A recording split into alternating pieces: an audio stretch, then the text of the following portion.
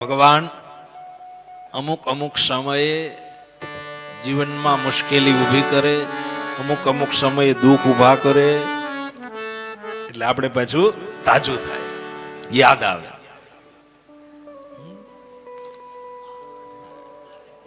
ભૂલાઈ જાય.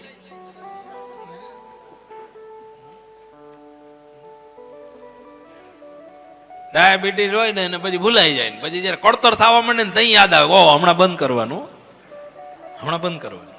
કેમ યાદ આવ્યું? પીડા થાય એટલે સહજ ભાવ પ્રગટ થાય અને આપણને યાદી મળે.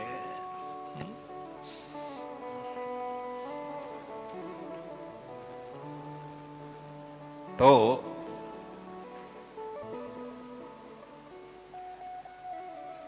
ધર્મરાજ યુધિષ્ઠિર પાછા હસ્તિનાપુર પધારે, 3 અશ્વમેઘ યજ્ઞ કરે, પોતાના કર્મની શુદ્ધિ થાય.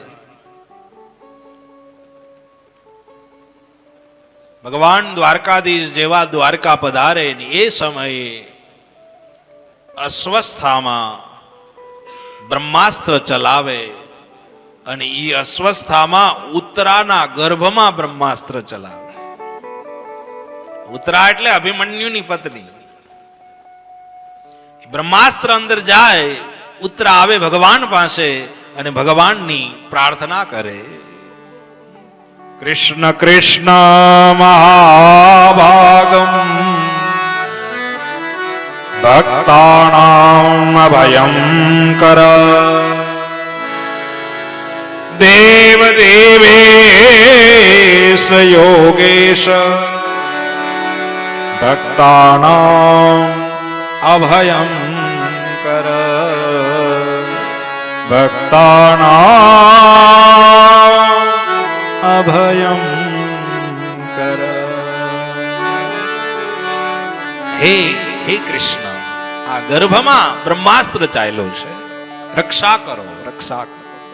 ભગવાન અંગુષ્ઠ સ્વરૂપ લઈ ઉત્તરાના ગર્ભમાં ગયા અને બ્રહ્માસ્ત્રનો નાશ કર્યો. બ્રહ્માસ્ત્રનો તો નાશ કર્યો, પણ ગર્ભમાં જે જીવ હતો ને એને ભગવાને દર્શન આપ્યા. વિચાર કરો, આ જીવે હજી જન્મ પણ નથી લીધો, ત્યાં જ માના ગર્ભમાં એને પ્રભુના દર્શન થઈ ગયા. ઈ કોણ હતા?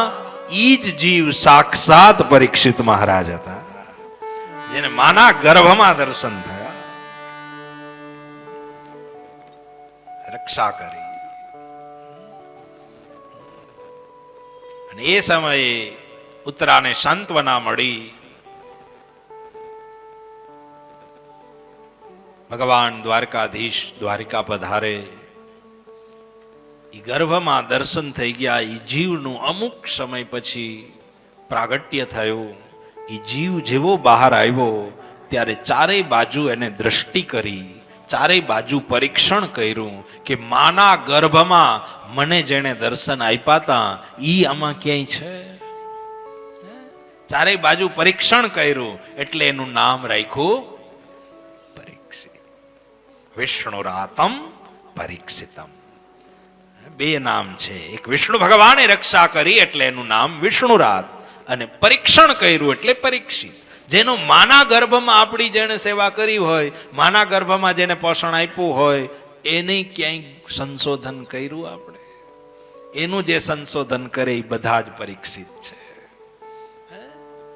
ત્યારે આપણે પરીક્ષિત થવાને લાયક બની જાય.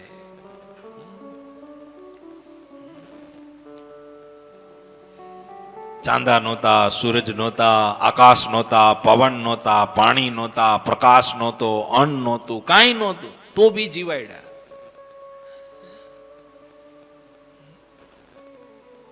કાંઈ નહોતું તો બી જીવાડે. કેવી રીતે જીવાડતા હશે? વિચાર તો કરો. આપણે ક્યારેક ક્યારેક ફ્રી બેઠા હોય ને, તમે કઈ કામ ન હોય ને હાવ ફ્રી હોય ને, તો આવું કંઈક સંશોધન કરવું, આવું વિચારવું, એમ તોય આપણને પ્રભુ પ્રત્યે લગાવ થાય, તોય આપણને એના પ્રત્યે ભાવ થશે કે આટલું બધું કરી દીધું અમારા માટે, આટલી બધી સેવા કરી દીધી. નવ નવ મહિના માતાના ઉદર વસ્યા અને વાલા નવ નવ મહિના માતાના ઉદર વસ્યા તે દિવાલે જડથી જીવાયા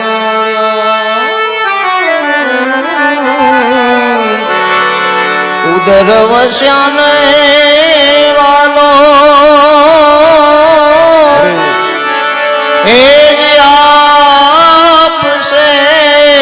આપસે સુતાને જગાડી હે અખંડ રોજી હરિના હાથમાં વાલો મારો જુએ છે વિચારી દેવારે વાળો રે નથી એ જ દુબળો ભગવાન નથી રે ભિખારી અખંડ રોજી વાલીડાના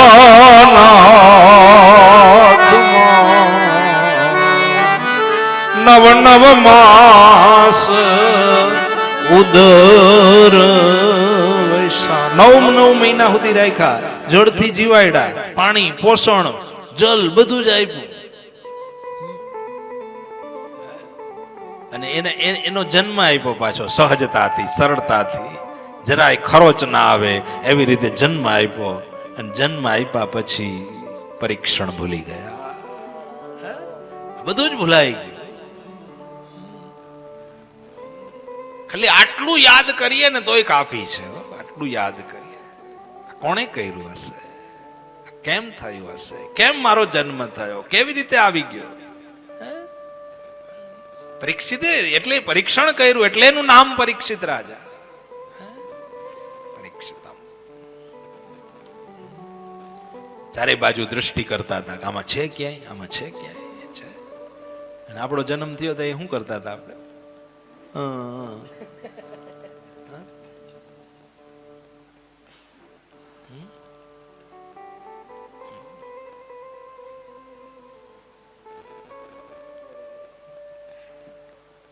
કેટલી બધી આમ સહજતાથી આપણને પ્રગટ કરાવ્યા અને એ તો ઠીક પણ જેથી આપણા મોઢામાં એક દાંત નહોતો ને તેથી માના શરીરમાં દૂધની વ્યવસ્થા કરી દીધી કેવડી મોટી તાકાત જબ દાંત ન થે તબ દૂધ દિયો જબ દાંત દિए तब अन्न भी दे जब दांत न थे तब दूध दियो અને जब दांत दिए तब अन्न भी दे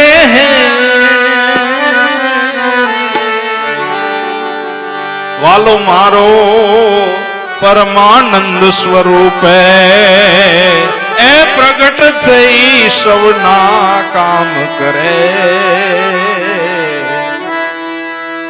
આવી રે ઉજાગર મારી ભક્તિને કરે આવી રે ઉજાગર મારી ભક્તિ એ કઈ દાંત નહોતા તેથી એ વ્યવસ્થા થતી હતી વિચાર તો કરો નથા દાંત વાકો દિયો દૂધ બાકો ખબર હે ખુદા को सबर जो धरेगा तेरा ढूंढ सीना मिटे दिल का कीना जोहा पेट दीना सुहा पे भरेगा मुरादम कहे मुकद्दर के अंदर तीन टाक मारा नटारा બધી જ વ્યવસ્થા કરી દીધી આપણે આમ કાઈ નહીં કોઈ જાતનું નહીં કોઈ સંશોધન જ નહીં ઘણાને હજી એમ જ થાય છે કે આ અમે બધું ઊભું કર્યું છે આ ક્યાં કાંઈ થયું છે આ એની મેળે હાલે છે બધું એની મેળે હાલે છે બસ હરિને સમરવા માટે બસ આવા સંશોધનોની જરૂર છે ખાસ બાકી તો એમનેમ યાદ આવે એવો નથી આપણને આ એમનેમ નહીં આવે પ્રેક્ટિકલ ઉદાહરણ, પ્રેક્ટિકલ કારણ, ઠોસ સબૂત, જે આપણને પ્રભુ પ્રત્યે વધારે ઓર લગાવ જગાવશે.